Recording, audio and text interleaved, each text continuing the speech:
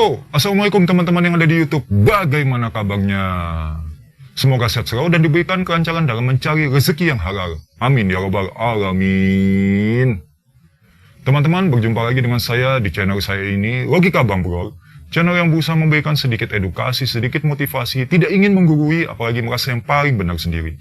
Serta tidak ingin merugikan pihak manapun, teman-teman ya. Terkecuali pihak itu memang merugikan pihak lain, maka berhak dan pantaslah untuk saya jadikan konten yang saya sajikan di setiap video yang saya buat di channel saya ini. Seperti itu, teman-teman ya. Baik teman-teman, berjumpa lagi dengan saya, dan pada kesempatan kali ini saya ingin lagi-lagi membahas tentang dunia marketplace. Nah, marketplace. Kenapa kok marketplace lagi? Ya karena memang berita yang saya baca berhubungan dengan marketplace, dan beritanya ini masih baru teman-teman. Ya, masih di tahun 2023 teman-teman, di bulan April juga tentunya. Jadi masih hangat sekali ya. Kalau tidak dibahas sayang, karena menurut saya hal seperti ini, kembali lagi, tidak semua orang itu tahu langsung. Tidak semua orang ketika membuka atau berselancar di dunia maya itu langsung membuka sesuatu yang sifatnya seperti ini. Informasi kebanyakan mungkin cari kebutuhan yang lain. Ya, seperti itu teman-teman. Nah, pada kali ini, marketplace yang akan saya bahas lagi-lagi adalah siapa dia. Siapa dia ya? Ya, lagi-lagi teman-teman ya. Dengan berat hati saya katakan, Tokopedia teman-teman. Tokopedia. Pada brand ambasadornya BTS teman-teman ya. Judulnya adalah, saya bacakan saja biar teman-teman nanti di sini bisa menyimak dengan baik ya. Melawan kezaliman Tokopedia yang menahan saldo penjual seenaknya. Wih, judulnya aja udah ngeri teman-teman. Melawan kezaliman teman-teman. Ada kata-kata zalim di situ.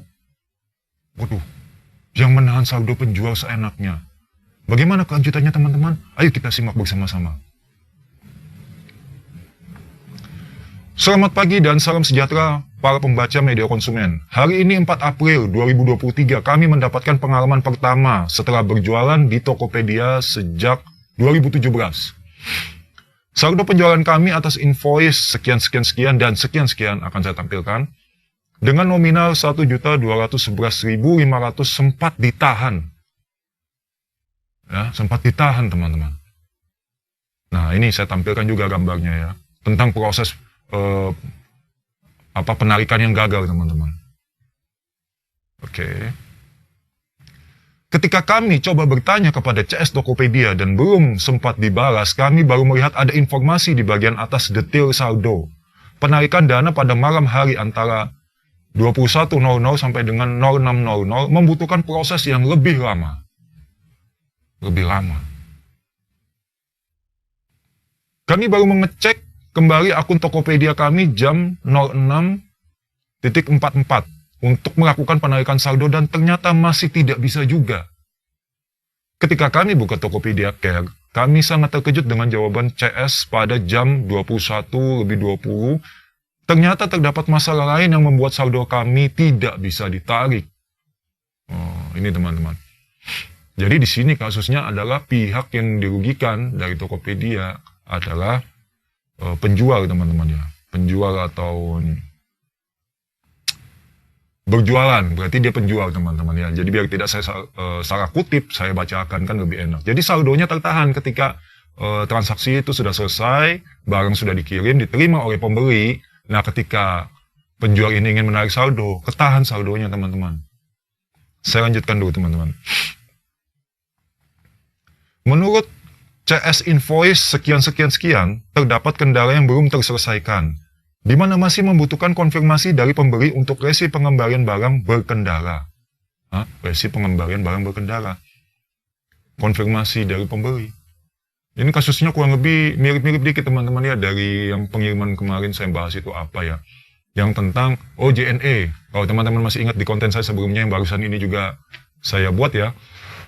Di situ kan ada keterangan barang itu belum dikirim karena menunggu dari instruksi pengirim maupun penerima yang melakukan penahanan paket padahal tidak mengajukan. Nah, kalau ini ceritanya resi pengembalian barang Tokopedia ya. Ini saya tampilkan gambarnya teman-teman ya, yang untuk mendukung pemahaman tentang permasalahan ini. Ini masih baru teman-teman, 4 April teman-teman kejadiannya. Hari ini ya. Tentu saja dengan jawaban seperti itu, langsung kami sanggah karena invoice sekian-sekian-sekian tidak ada hubungan dengan saldo penjualan yang ingin kami tarik. Ya. Nih, saya tampilkan lagi gambarnya teman-teman ya. Percakapannya dengan Tokopedia Care. Tidak lupa juga kami memberikan ultimatum kepada CS Tokopedia jika kami tidak dapat menarik sampai dengan jam 8 pagi, kami akan membuat surat pembaca di media konsumen. Oh, sudah di ultimatum teman-teman. Jadi sebelum ini diangkat, di blow up ke media online ya, artikel online yang bisa dibaca oleh semua yang mengakses, itu sudah di ultimatum. Berarti ketika ultimatumnya tidak diindahkan, maka ini terupload lah. Dan bisa saya baca dan kali ini mungkin teman-teman pun ikut menyimaknya ya. Nah, saya tampilkan juga ya gambarnya ya, gambar mungkin tentang ultimatum kepada Tokopedia Care-nya teman-teman ya.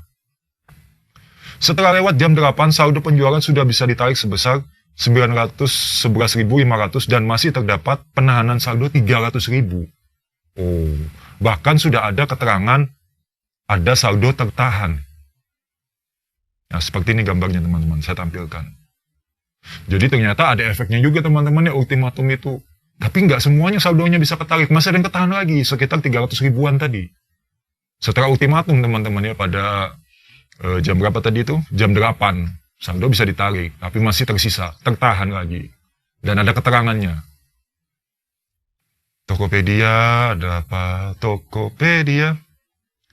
Ternyata terdapat info dari CS jam 7.50, terdapat penyesuaian dan perihal izin untuk meninjau dana kami senilai Rp300.000. Hah? Izin apa lagi? Tentu kami sanggah dan berikan penjelasan ulang perihal invoice sekian-sekian-sekian bahwa transaksi tersebut sudah selesai sejak 2 April 2023 jam 12.37. Disanggah lagi teman-teman. Kesepakatan kami dengan pemberi letter barang yang tertukar, bukan letter pengembalian barang dengan uang. Oke. Itu pun karena kami masih berbaik hati dan bertanggung jawab untuk letter di luar sistem Tokopedia dan kami pun sudah memberikan waktu kepada pemberi 1 kali 24 jam. Jadi sudah menghubungi teman-teman. Ternyata di luar Tokopedia mereka merasa bertanggung jawab, mereka memberikan kesempatan bagi pembeli. Dan sebetulnya kan itu sudah selesai pada 2 April 2023 teman-teman. Kesepakatan untuk letter barang yang tertukar, bukan dengan uang. Nah, jadi di situ seolah-olah dijadikan alasan untuk menghambat atau menahan saldo dari si penjual atau seller di Tokopedia yang bermasalah saat ini teman-teman. Tetapi sampai hari ini tidak ada update dari pemberi barang sedang diretur ke kami. Kami juga memperingatkan dengan cukup tegas kepada CS Tokopedia atas nama Hazel untuk tidak semena-mena dan membuat aturan sendiri. Ini saya tampilkan teman-teman ya. Saya tampilkan lagi. Kami masih akan tetap menuntut saldo penjualan kami yang Tokopedia tahan. Bukan karena nominalnya, tapi karena proses yang dilakukan Tokopedia lebih kepada praktek kesewenang-wenangan terhadap kami. Semoga para pembaca dapat mengambil pelajaran dari apa yang sedang kami alami saat ini. Terima kasih atas perhatiannya. Baik, terima kasih untuk pihak yang merasa dirugikan Tokopedia tersebut telah berbagikan pengalamannya ke media online sehingganya bisa untuk memberikan wejangan ya kepada kita masyarakat untuk ya kembali lagi waspada. Di konten saya sebelumnya saya sudah membahas Tokopedia dan kali ini Tokopedia lagi teman-teman. Dan ini parahnya saya katakan menahan saldo penjual loh. Saldo seller ditahan. Jadi dari sini garis besarnya adalah penjual ini bertransaksi dengan pembeli yang katakan namanya siapa tadi, Hazel atau siapa, mohon maaf kalau saya lupa ya. Di situ ternyata mungkin ada barang yang tertukar. Akhirnya kan minta pengajuan retur barang, tetapi ditegaskan di situ tidak diganti dengan uang, tetapi dengan barang. Jadi ibarat kata gini, misalnya kita beli power bank ya, rusak. Kita ngajukan retur ya, diganti power bank, nggak bisa dong uang kita yang minta balik. Kan mungkin seperti itu sistemnya, jadi jangan bikin sistem sendiri. Seperti yang disampaikan oleh pihak yang merasa dirugikan tadi. Nah, kemudian Tokopedia membuat alasan dengan invoice yang lain, di mana disanggah oleh pihak yang merasa dirugikan bahwa saldo yang tertahan itu bukan dari invoice yang disebutkan pihak Tokopedia. Akan aneh di sini, ada apa lagi nih? Kemudian setelah di ultimatum, baru bisa ditarik sebesar 911.000 sekian. Tetapi masih tertahan 300.000 teman-teman. Kok masih ditahan terus ada peninjauan kembali? Dari pemaparan pihak yang merasa dirugikan ini, dia sudah memberikan kesempatan kepada pembeli 1 kali 24 jam. Tetapi tidak ada lagi komunikasi lebih lanjut. Sehingga kan yang dirugikan pihak penjual, sellernya. Nah, harusnya juga Tokopedia bisa bijak dong. Jangan juga terlalu, tapi repot ya kadang ya. Menurut saya repot. Repotnya adalah, terkadang marketplace, saya tidak katakan Tokopedia saja. Terkadang marketplace itu, ada yang lebih mendukung pembeli. Ada yang mendukung penjual. Ada yang mendukung pihak pengirimannya. Nah, kan terkadang bingung ya. Dalam hal ini seolah pembeli itu sangat didukung oleh Tokopedia. Karena belum merasa barangnya itu mendapatkan penukaran unit seperti itu ya. Tetapi kadang di beberapa kasus lain itu juga saya pernah merasa bahwa pembeli yang dirugikan, penjual yang diuntungkan. Ada apa dengan sistem marketplace di negara kita ini di tahun 2023 ini, kenapa gitu loh. Ya, walaupun 300.000 teman-teman itu lumayan ya. Di zaman sekarang itu 300.000 itu sangat amat berarti teman-teman. Bagi semua orang itu menurut saya. Bisa buat beli keperluan anak itu, keperluan hidup, ya, keperluan keluarga, keperluan pribadi. Ya kan? 300.000 ketahan. Lalu yang dijadikan alasan adalah invoice yang tidak bersangkutan dengan saldo yang ingin ditarik.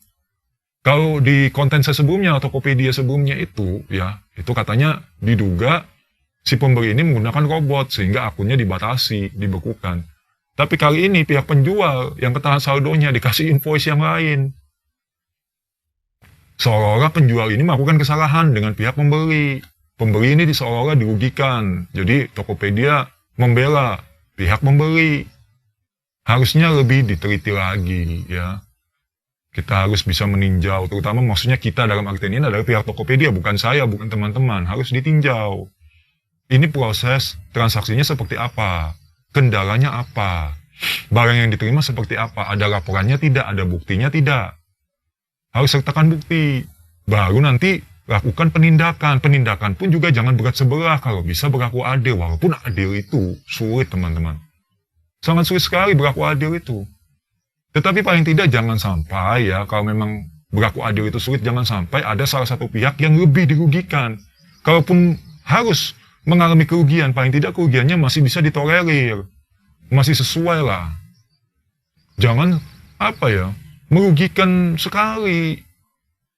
Jadi akhirnya, nanti seller-seller itu pada, ya udahlah kalau begini caranya, ini saya tidak, mendoakan, tidak. Tapi lama-lama akhirnya seller maupun pembeli, buyer juga. Bukan buyer muncen teman-teman ya. Itu nanti akan berpaling semua akhirnya. Sudah kita nggak usah transaksi lagi di Tokopedia. Sudah kita nggak usah lagi jualan di Tokopedia. Timbul mindset seperti itu. Karena apa? Ya karena kejadian-kejadian seperti ini. Yang terblow up ke media. Media online. Yang bisa diakses oleh setiap orang saat ini. Ya kalau dulu. Zaman dulu. Kita bisa bacanya di media massa, media cetak. Sekarang, tanpa menunggu besok pagi, kita sudah bisa baca berita terus. Updatean itu kita bisa baca terus di mana? Di ponsel kita, teman-teman. Hidup sudah semakin berkembang, ya. Zaman sudah semakin canggih teknologinya. Nah, ini tentu akan menjadi kerugian bagi brand-brand besar seperti Tokopedia di bidang marketplace. Kalau tidak bisa memperbaiki sistem yang seperti ini, ya, tidak bisa memberikan tindakan yang baik, yang bijak, ya bisa dipastikan ya. Dalam prediksi saya pribadi ya, bukan berarti mendoakan. Akhirnya nanti sepi itu nanti. Ya, seperti yang kita tahu, mungkin teman-teman juga tahu, JDID udah tutup ya, nggak tahu kenapa. Penyebabnya belum tahu pasti, jelas kalau JDID itu dibuka, halamannya langsung ke, halaman ini sih. Yang saya baca itu tentang produk Cina atau apa gitu, atau marketplace Cina gitu. Ya mungkin karena sepi teman-teman. Padahal JDID itu terutama masih termasuk bagus juga pada saat pertama kali ada di Indonesia ya. Waktu pertama masuk itu saya lihat itu tatanan sistemnya itu bagus. Tapi mungkin karena sepi ya, transaksi juga kurang di JDID, akhirnya ya mereka mengundurkan diri atau gulung tikar seperti itu. Nah, apakah ini juga diinginkan oleh pihak-pihak marketplace yang sudah bertengger di atas itu. Kalau memang kalian kepengen seperti itu, ya sudah, silahkan teruskan sistem yang seperti ini, yang merugikan penjual dan juga pembeli. Karena apa? Ya itu, kita sebagai masyarakat pada akhirnya hilang kepercayaan. Mau percaya apa lagi? Siapa yang mau kita percaya sekarang? Kalau marketplace A, marketplace B, marketplace C, semuanya bermasalah. Siapa yang mau dipercaya? Akhirnya kita pergi ke toko. Kita pergi ke supermarket. Kita pergi ke toko elektronik. Ya. Kita pergi ke furniture, kita pergi kemana. Semua yang berhubungan yang ada di marketplace, akhirnya kita datang semua ke toko offline di dunia nyata lagi. Kembali lagi ke seperti zaman-zaman dulu akhirnya. Beberapa tahun yang lalu saat marketplace itu belum besar. Apakah akan seperti itu lagi? Ya, wallahu alam ya teman-teman ya. Yang jelas, kita doakan, saya pribadi terutama mendoakan pihak yang merasa dirugikan dalam hal ini adalah pihak penjual ya. Semoga mendapatkan solusi yang baik nanti dari pihak Tokopedia. Agar masalah ini tidak semakin melebar gitu. Sehingga nanti kan semakin blow up, negatif. Citra dari Tokopedia itu. Ya, semoga juga nanti kan ini menjadi pengalaman untuk kita semua bahwa kita memang baik sebagai pengguna, pembeli maupun penjual itu harus waspada. Nah, jadi sekarang sudah tidak ada acuan, oh ini lebih aman, oh yang ini nggak aman, sudah nggak bisa teman-teman. Kembali lagi kepada, kalau bahasa gaulnya itu apes-apesan, ya, untung-untungan. Waktunya untung kita nggak kena bermasalah, waktunya apes kita padahal cuma beli apa itu bermasalah. Contoh seperti di konten saya sebelumnya ya, dia cuma mau beli apa itu lakban ya kan, tapi apesnya malah akunnya dibatasi, padahal dia beli lakban bukan gadget. Kan sangat membingungkan sekali. Nah, kali ini adalah pihak penjual yang merasa dirugikan. Ya teman-teman ya, semoga di video yang saya sampaikan ini memberikan ya sedikit edukasi dan motivasi kepada teman-teman untuk selalu bisa berpikir jernih ya, menggunakan logika. Jangan sampai kita itu menimbang masalah dengan emosi, tapi gunakan logika teman-teman ya. Kita ukur dengan logika kita, tapi bukan berarti kita harus merasa yang paling benar juga teman-teman. Tetap kita harus menimbang dari beberapa aspek sebelum kita menentukan keputusan. Seperti itu teman-teman ya. Baik, saya ucapkan terima kasih kepada teman-teman yang menyaksikan video saya dari awal hingga akhir. Semoga kuota yang kalian gunakan, kuota di warung kopi, kuota di kafe-kafe tempat kalian nongkrong, dan juga kuota provider pribadi yang kalian gunakan selalu membawa manfaat kepada saya dan juga kepada teman-teman logika Bang Bro pastinya. Saya pamit undur diri dulu. Assalamualaikum warahmatullahi wabarakatuh.